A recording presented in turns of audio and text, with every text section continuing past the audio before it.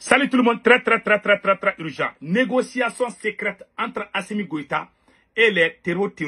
Plus de 400 citernes sont rentrées hier.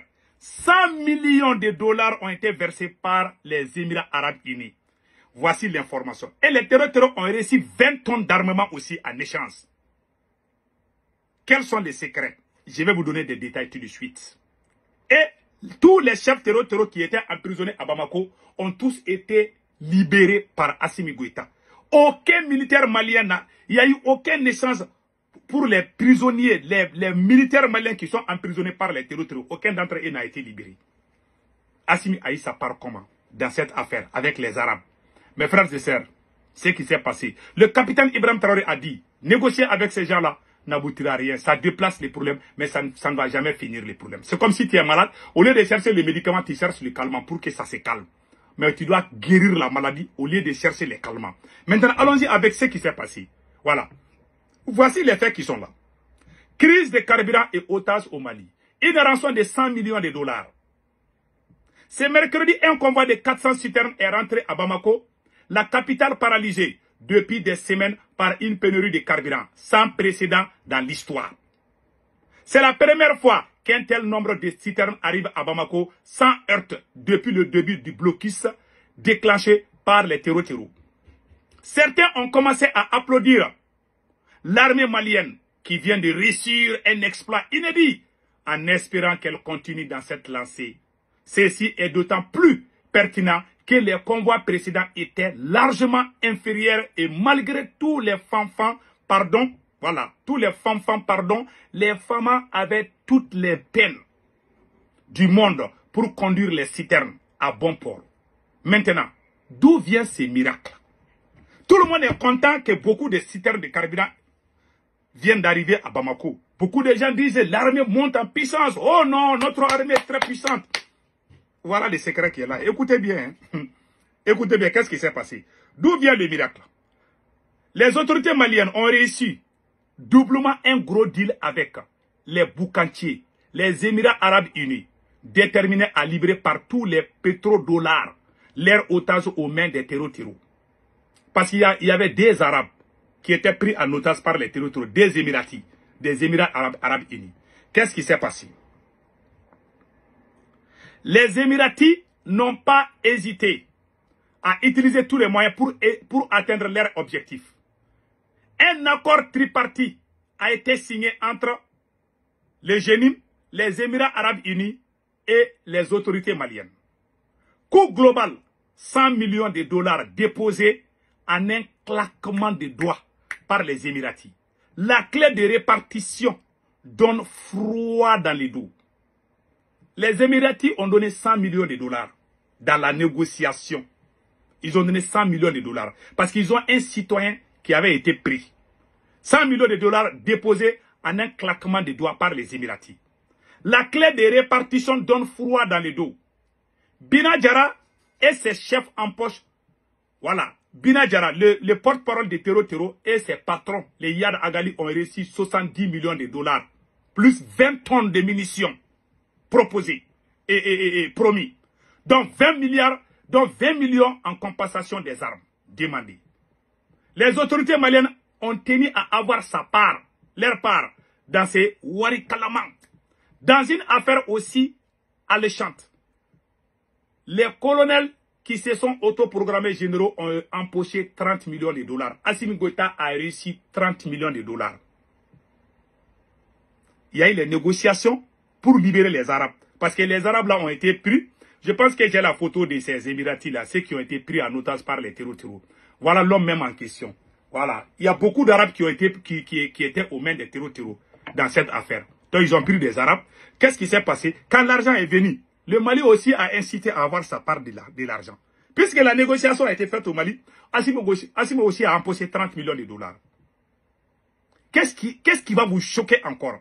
30 millions de dollars avec un large sourire aux lèvres.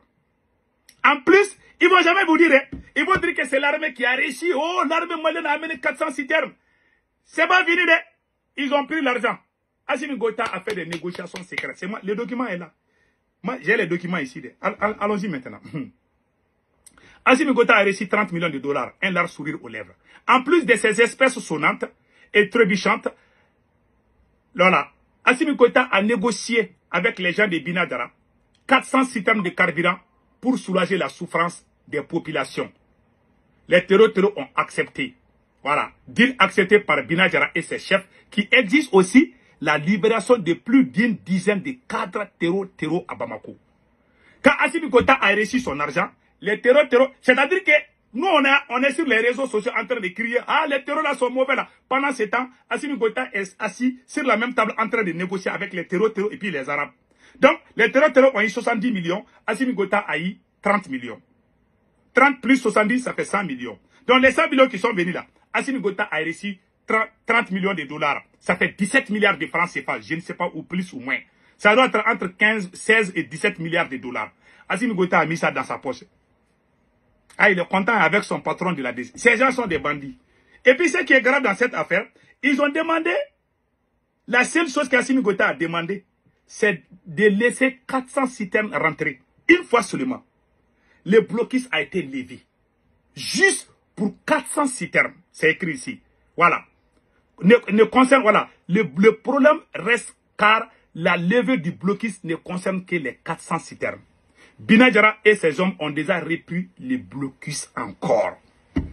Le blocus a été levé juste pour que 400 citernes puissent rentrer à Bamako et dans les autres régions. Mais après les 400 citernes, les blocus ont repris encore. Assimi n'a pas négocié la libération de ses camarades militaires qui sont aux mains des terreaux.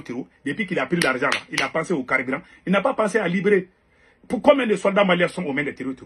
Assimi s'est battu pour que les étrangers soient libérés, mais il ne s'est pas battu pour que les soldats maliens qui sont aux mains de ces terreaux soient libérés. Voilà les conséquences. Et puis il dit qu'il aime l'armée.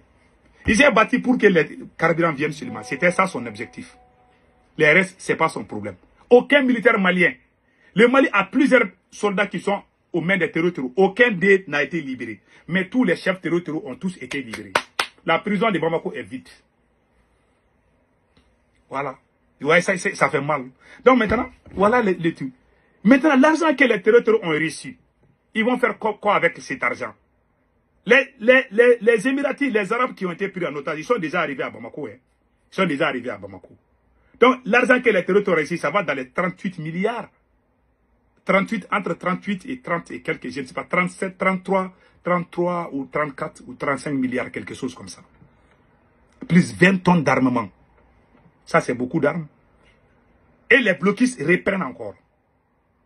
Voilà pourquoi je donne raison au capitaine Ibrahim Traoré. Écoutez ce que le capitaine Ibrahim Traoré a dit par rapport au fait de négocier avec les terreaux. On a dit à Assimi Goïta. Et puis, quand tu détruis ton armée, tu deviens la risée du monde. Tout le monde se moque de nous aujourd'hui. Et regardez ce que le capitaine a dit. Négocier avec les terroristes. Pas question de négocier avec les terroristes. Pas question de négocier avec les terroristes. Non. On ne négocie pas. Il n'y a pas 1 centimètre de ce territoire-là qu'on va négocier. On ne donnera rien. Pas 1 franc de contribuable. Si le contribuable nous donne 1 franc, on préfère payer des armes que de négocier. Je pense qu'on a mis ça dans la tête des gens pour nous garder longtemps à la guerre. Non.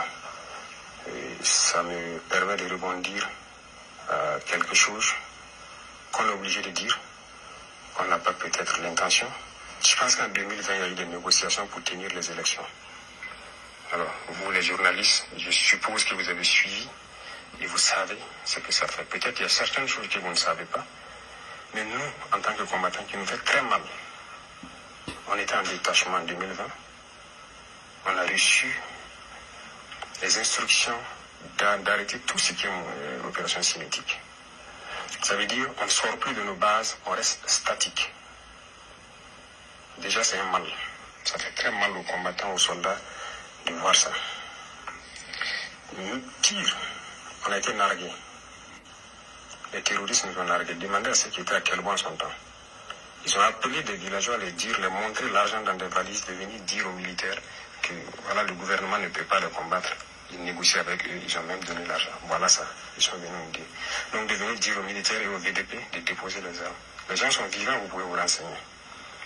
Et ceux qui forçaient sortir en son temps, il y a des militaires qui ont été punis. Ceux qui étaient à Bourzanga, ils sont témoins. Des véhicules ont été attaqués, ils ont eu 3 tombés. Les détachements sont sortis pour aller les aider à ramener. Ils ont aussi été attaqués. Ils n'ont pas été appuyés. Et pire, on a dit qui les a dit de sortir. Voilà. Plusieurs personnes ont connu cette situation. Ça fait tomber la combativité. Donc les militaires étaient découragés. Ils ne savaient plus c'est quoi ce problème. Et ça persistait tellement que les gens partent en détachement pour juste s'asseoir. Voilà le premier problème que ça a mené. Deuxièmement, l'argent qui a été donné aux terroristes, parce que ça, les gens ont vu. Voilà, même ceux qui sont à Djibo aussi peuvent témoigner. Les véhicules qui venaient notamment puis continuer vers Nassombo avec des valises, voilà. Peut-être à l'armée de l'air, vous aurez des preuves. L'argent est sorti. Ils ont pris cet argent, ils se sont équipés. Ils se sont bien installés. C'est à partir de ce moment que nous avons commencé à entendre des voix d'enfants au poste. Parce qu'ils ont payé beaucoup de transmissions, ils ont créé un réseau. Voilà. Et une fois que le réseau a été bien créé, bien stabilisé, ils ont commencé à détruire tous les pylônes. Voilà. Nous, nos populations ne peuvent plus nous alerter. Et eux, puisqu'ils ont un autre système de communication, et ils ont commencé à détruire tous les systèmes de communication qui existaient. Troisième chose négative, ça a coupé le lien entre nous et les populations. Vous imaginez, on vous dit, c'est interdit de sortir. Vous êtes assis. Les populations vous appellent. Et Naba, ils sont ici, ils sont ici, ils sont ici. Vous avez interdiction de sortir. Vous êtes obligé de faire semblant de tourner. Lendemain encore, ils vont dire, 3 jours, 4 jours. Qu'est-ce qu'ils commencent à nous dire? Que quoi? C'est le cabeza point. C'est la phrase. Qu'il n'y a pas de vérité dans notre combat. Et ils voient les gars, ils nous appellent, on ne vient jamais. On ne peut pas dire à ces populations-là qu'on a interdiction de sortir. Mais on est là, chacun est là dans son détachement. Et finalement, les gens voyaient, ils ne nous disent plus. Parce qu'ils se disent qu'on les dit, ils ne viennent pas. Pourquoi ils vont nous dire? Il y a eu beaucoup d'effets. Voilà ce que négocier donne. C'est juste déplacer le problème. Il n'est pas question de négocier. On va combattre. Merci, capitaine Ibé. Voilà, c'est tout. Assimi Goïta, il a détruit son armée. Il a arrêté les officiers super. Aujourd'hui, il est la risée du monde. Aujourd'hui, s'il est humilié, le monde entier se moque de lui. Quand tu détruis, il y a un professeur Bambara qui dit, ton chien enragé là, quand tu le tues, le chien de quelqu'un d'autre va te mordre. C'est un professeur Bambara. Ou le farba niga ou le farba tabiki. Assimi Goïta, malheureusement, voilà ce qui se passe. Que Dieu bénisse la yes.